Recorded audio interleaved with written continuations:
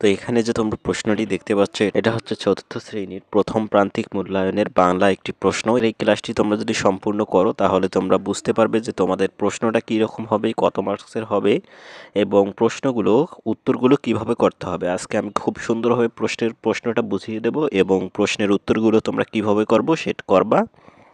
সেটাও আমি এখানে বুঝিয়ে দেব।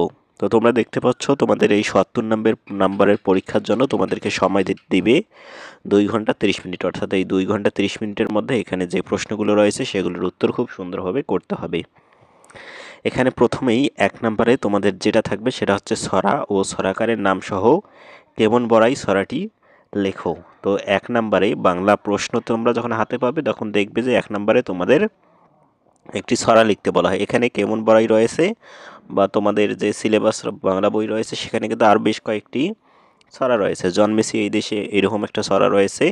তো যে কোনো একটা ছড়া দিতে পারে। তোমরা এই ছড়া এবং ছড়া যে লিখেছেন অর্থাৎ কবির নাম সহ তোমরা এই ছড়াটি পুরোটাই লিখবে। তোমরা কিভাবে লিখবে দেখো, আমি এখানে উত্তরটাও এখানে তোমাদের জন্য তৈরি করে দিয়েছি। তোমরা খুব সুন্দরভাবে লিখবে 1 নম্বর প্রশ্নের উত্তর।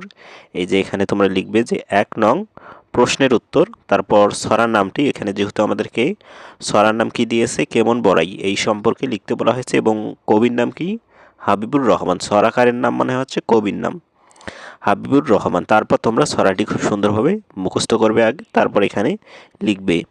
এখানে ছড়াটির নাম লেখা হয়েছে, এই ছড়াটির নাম তোমরা লিখবে। এরপর তোমরা 2 নম্বর যে প্রশ্ন রয়েছে সেটার উত্তর করবে। এখানে দেখো 2 নম্বরে যে প্রশ্নটি আছে সেটা হচ্ছে 2 নম্বরে তোমাদেরকে বলবে যে নিচের সংক্ষিপ্ত প্রশ্নগুলোর উত্তর লেখো 60টির মধ্যে 5টি।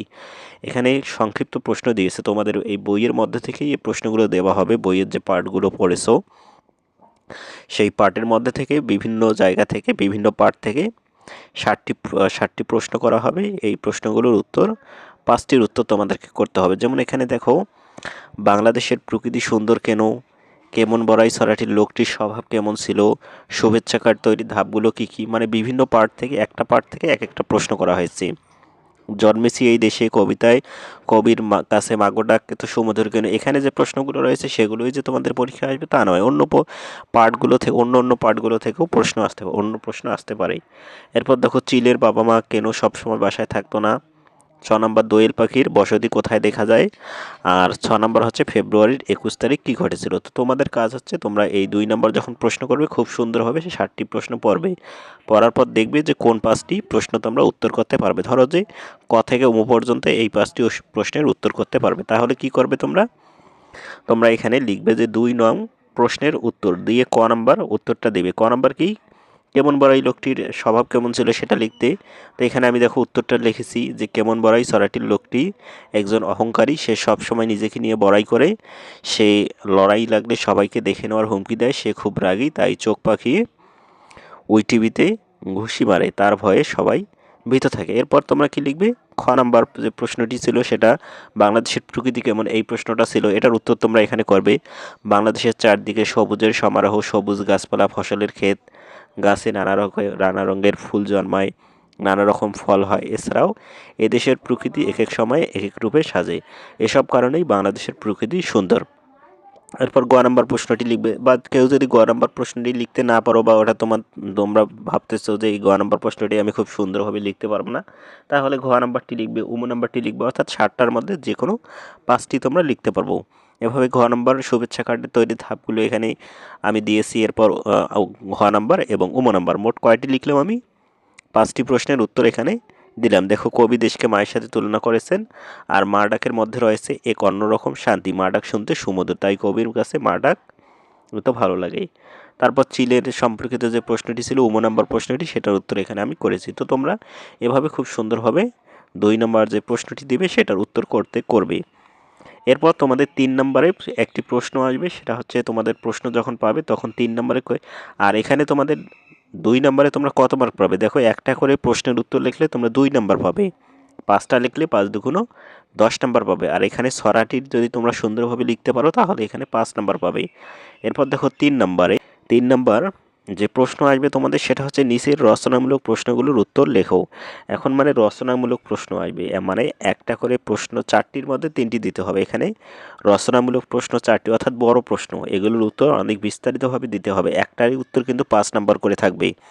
একটা করে প্রশ্নের উত্তর যদি তোমরা লিখতে পারো তাহলে তোমাদেরকে 5 নাম্বার দেবে, আর 3টা লিখলে 3 পাঁচা 15 নাম্বার দিবে। তাহলে এগুলো কিন্তু অনেক বড়ভাবে বিস্তারিত এই উত্তরটা করতে হবে। তাহলে এখানে কয়টি থাকবে? 4টি প্রশ্ন থাকবে, 4টির মধ্যে 3টির অ্যান্সার তোমাদেরকে করতে হবে। যেমন এখানে 4টি প্রশ্ন দিয়েছে, বড়াইকারী ও সাধারণ মানুষের মধ্যে পার্থক্য কী? তারপর খ নাম্বারে এখানেও কিন্তু তোমাদের যে পার্টগুলো পড়েছো বাংলা বইয়ের, সেই পার্ট থেকে এক একটা পার্ট থেকে এক একটা প্রশ্ন দিতে পারে। বন্ধুদের মধ্যে মিথুর জন্মদিন নিয়ে যে উৎসাহ দেখা গিয়েছিল তা বর্ণনা করো। তারপর গ নাম্বার জন্মেছি এই দেশে কবিতার মূল ভাব লেখো, এবং ঘ নাম্বার প্রশ্ন দিয়েছে বিষাদগীতি গাইছে পথে তিতুমিরের কন্যা এই চরণের অর্থ বুঝিয়ে লেখো। তো এখানে যে 4টি প্রশ্ন এই 4টি প্রশ্নের মধ্যে যে কোনো 3টির উত্তর তোমরা দেবে। ধরো তুমি ক নাম্বারটা তোমার কমন পড়েনি বা ক নাম্বার প্রশ্নের উত্তর তুমি করতে পারছো না, তাহলে ঘ, গ, ঘ এগুলোর উত্তর দেবে। বা দেখতে পাচ্ছ যে গ নাম্বারটা আমি পাচ্ছি না, তাহলে ক, খ এবং ঘ নাম্বারটি দেবে। মোট 3টি প্রশ্নের উত্তর তোমাদেরকে দিতেই হবে, তাহলে তোমরা এখান থেকে 15 নাম্বার পাবে। তো এটার উত্তর তোমরা কীভাবে করবে দেখো, আমি একটু তোমাদেরকে যদি দেখিয়ে দেই। তোমরা এইভাবে লিখবে যে 3 নং প্রশ্নের উত্তর, তারপর ক নাম্বার দিয়ে উত্তর করবে। এখানে বড়াইকারী ও সাধারণ মানুষের মধ্যে পার্থক্য চেয়েছে, তোমরা খুব সুন্দরভাবে দিবে যে বড়াইকারী ও সাধারণ মানুষের মধ্যে পার্থক্য হলো তাদের স্বভাবে। বড়াইকারী লোকটি সবসময় নিজের মিথ্যা শক্তি নিয়ে বড়াই করত। লোকটি বাঘ ও হাতির সাথে লড়াইয়ের মিথ্যা কথা বলে সবাইকে ভয় দেখাতো, কিন্তু একদিন সামান্য উইপোকার কামড়ে তার অহংকার ধুলোয় মিশে যায়, সে হাসির পাত্র হয়। অন্যদিকে সাধারণ মানুষ ছিল বিনয়ী ও শান্ত। তারা শুরুতেই লোকটিকে ভয় পেলেও শেষে তার আসল রূপ ধরে ফেলে। বড়াইকারী নিজেকে সাহসী ও শক্তিশালী মনে করলেও আসলে সে ছিল দুর্বল ও ভীতু, আর সাধারণ মানুষ শান্তিপ্রিয় ও বিনয়ী। এভাবে খ নাম্বার এবং গ নাম্বার মোট 3টি প্রশ্নের উত্তর তোমাদেরকে করতে হবে। এখানে খ এবং গ নাম্বার আমি 3টি প্রশ্নের উত্তর করেছি। তো এরপর 3 নাম্বার প্রশ্নটি যখন তোমাদের শেষ হয়ে যাবে তখন তোমরা কি করবে, 4 নাম্বার যে প্রশ্নটি রয়েছে সেটার উত্তর দিবে। এখানে একটা বিষয়, যদি দেখো যে 4 নাম্বার প্রশ্নটা আমি ঠিকভাবে পাচ্ছি না, তাহলে কিন্তু এই 4 নাম্বারটা তোমরা পরে লিখতে পারো। 5 নাম্বার বা 6 নাম্বার 7 নাম্বার যে কোনো একটি তোমরা লিখতে পারো, যেটা তোমার ভালো পাবে সেটাই প্রথমে লিখবে। তো 4 নাম্বারে কী আসবে দেখো, শব্দার্থ লেখো। মানে তোমাদের বইয়ে কিন্তু অনেকগুলো শব্দার্থ দিয়েছে, দেখো প্রত্যেকটা পাঠের পরে শব্দার্থগুলো দিয়েছে, শব্দ দিয়েছে এবং শব্দের অর্থ দিয়েছে। সেগুলোর মধ্য থেকে এখানে 60টি শব্দ দিবে, তার মধ্যে তোমাদেরকে 5টির উত্তর করতে হবে, 5টি শব্দের উত্তর লিখতে হবে। তো এটাও তোমরা যথারীতি লিখবে যে 4 নং প্রশ্নের উত্তর দিয়ে তোমরা কি করবে, 5টি শব্দের অর্থ লিখবে। যেমন এখানে আমি দিয়েছি 4 নং প্রশ্নের উত্তর, তারপর কী করবে, যে 5টা শব্দার্থ তোমরা জানো সেটার উত্তর লিখবে। 7টা রয়েছে, 7টার মধ্যে তোমরা দেখবে যে কোন 5টি তোমরা সবচেয়ে ভালোভাবে পাচ্ছ সেটা লিখবে। যে চৌচির এর অর্থ হচ্ছে খণ্ড বিখণ্ড, আবা এর অর্থ হচ্ছে বাস করার স্থান, এরপর উইটিবি এর অর্থ হচ্ছে কি ওই প্রকার তৈরি মাটির ভাষা, এরপর দ্বিধা অর্থ হচ্ছে সংশয়। এখানে সবগুলো দিয়েছি, তোমরা শুধু 5টি দেবে, 5টি দিয়ে এই অ্যান্সারটি শেষ করবে। তাহলে তোমরা কত নাম্বার পাবে এখানে? 4 নাম্বারে 4 নাম্বারের মার্ক হচ্ছে 5 নাম্বার। দেখো 5টা শব্দের অর্থ তোমরা যদি সুন্দরভাবে লিখতে পারো তাহলে তোমরা এখানে 5 নাম্বার পারবে। এরপর 5 নাম্বারে যেটা আসবে তোমাদের প্রশ্নে, বাংলা প্রশ্নে, সেটা হচ্ছে উপযুক্ত শব্দ বাছাই করে নিচের বাক্যগুলো শূন্যস্থান পূরণ করে উত্তরপত্র লিখিত। এখানে শূন্য স্থান আসবে। বিভিন্ন পার্ট তোমরা পড়েছো তোমাদের বাংলা বইয়ের পার্ট থেকে, একটা পার্ট থেকে একটা শূন্য স্থান এখানে আসবে। এখানে যেমন 60টি শূন্যস্থান, 6টি শূন্যস্থান দিয়ে 5টি শূন্যস্থান দিয়েছে, 5টির উত্তর তোমাদেরকে করতে হবে। 5টি শূন্যস্থানের উত্তর এভাবে করবে। বাংলাদেশের প্রকৃতি এক এক সময় এক এক রূপে ড্যাশ, এখানে কি দেবে তোমরা, সাজে দিবে। তো পুরো শূন্যস্থানটাই এখানে লিখতে হবে উত্তরের শেষে। এই উত্তরের জায়গায় তোমরা কি সাজের জায়গায় আন্ডারলাইন করবে, তোমরা লিখবে যে বাংলাদেশের প্রকৃতি এক এক সময়ে এক এক রূপে, এই ড্যাশের জায়গায় কী দেবে, সাজে, পুরোটাই লিখবে, পুরো লাইনটাই লিখে সাজের নিচে একটা আন্ডারলাইন করে দিবে। চোখ পাকিয়ে ড্যাশ হাসি, চোখ পাকিয়ে কী হাসি বলো তো।